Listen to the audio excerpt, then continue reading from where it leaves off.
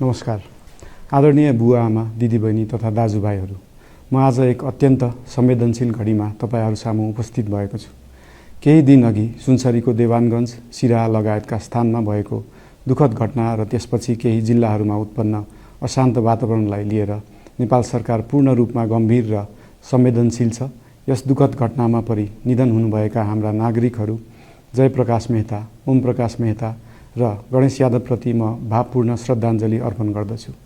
साथै शोक सन्तप्त परिवारजनहरूमा नेपाल सरकारका तर्फबाट गहिरो संवेदना व्यक्त गर्दछु। घटनामा परि घाइते हुनुभएका सम्पूर्ण नागरिकहरूको शीघ्र स्वास्थ्य लाभको कामना गर्दछु।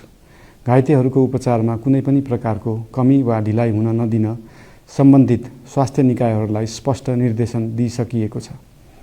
घटना भए लगत्तै सबै सुरक्षा निकायहरूले तत्काल घटनास्थलमा पुगेर परिस्थितिलाई सामान्य बनाउने, थप अप्रिय घटना हुन नदिने र शान्ति सुरक्षा कायम गर्ने प्रयास निरन्तर गरिरहेका छन्। घटनाको निष्पक्ष छानबिन गरी दोषीलाई कडा कानुनी कारबाही गर्न गृह मन्त्रालयले छानबिन समिति गठन गरिसकेको छ।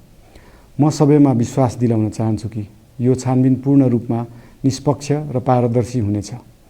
घटनामा संलग्न दोषी जो कोही भए पनि कानुनी दायरामा ल्याउन सरकार प्रतिबद्ध छ। अवस्था थप नबिग्रियोस्, कुनै पनि नागरिकको जनधनको क्षति हुन नपाओस् र स्थानीय स्तरमा विश्वासको वातावरण बनोस् भन्नका लागि नेपाल सरकार निरन्तर क्रियाशील छ। परिस्थिति सामान्यीकरण गर्न केन्द्र स्तरमा सर्वदलीय बैठक आह्वान गरी गहन छलफल गरिएको छ। स्थानीय तहसम्मै जनप्रतिनिधि, नागरिक समाज, विभिन्न धार्मिक गुरुहरू, समुदायका अगुवा तथा सामाजिक व्यक्तित्वहरूसँग निरन्तर संवाद भइरहेको छ।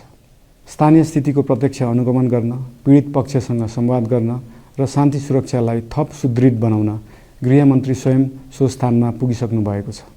साथै देशको समग्र शान्ति सुरक्षाको अवस्थाबारे गम्भीर समीक्षा गर्न राष्ट्रिय सुरक्षा परिषदको बैठक बसी परिस्थिति अनुसारका आवश्यक निर्णयहरू समेत गरिसकिएको छ।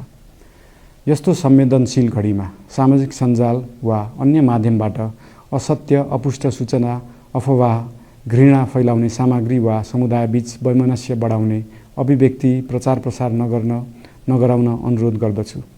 साथै सरकारी निकायहरूबाट जारी भएका आधिकारिक तथ्य र सूचना मात्र विश्वास गर्न विशेष आग्रह गर्दछु।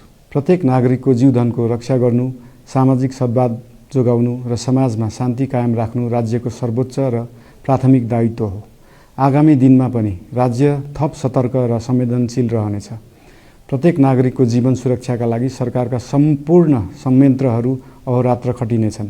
शान्ति सुरक्षा भङ्ग गर्ने, अराजकता फैलाउने वा हाम्रो सदियौं पुरानो सामाजिक सद्भाव, सहिष्णुता र भाइचारा खलबलाउने कुनै पनि क्रियाकलापप्रति सरकार पूर्ण रूपमा सचेत छ र यस गतिविधिमाथि कडा कदम चालिनेछन्।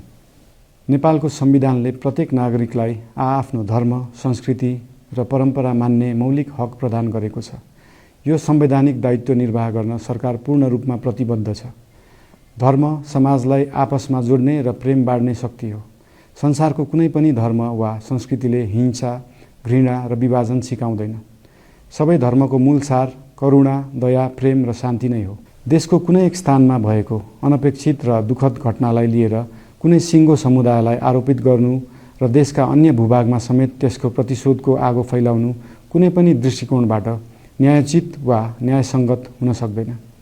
आदरणीय बुवा आमा, दिदीबहिनी तथा दाजुभाइहरू, हाम्रो इतिहास साक्षी छ कठिनभन्दा कठिन र अप्ठ्यारो परिस्थितिमा पनि आपसी एकता, सहिष्णुता र विवेक नै हाम्रो सबैभन्दा ठूलो शक्ति बनेका छन्। हामी सबैले जिम्मेवार नागरिकको भूमिका निर्वाह गर्दै यो सुन्दर र शान्त नेपाली आकाशमा मडारिएको अशान्तिको बादल हटाउनु पर्नेछ। हम आम नागरिक, नागरिक समाज, धार्मिक समुदाय, सब आदरणीय अगुवा, सब राजनीतिक दल आ जिम्मेवार संचार के माध्यम सबके धैर्यता आ संयमता अपना के शांति, सद्भाव, भाईचारा आ राष्ट्रीय एकता कायम राख के लेल सरकार के तरफ से हार्दिक अपील कर रहल छी। धन्यवाद।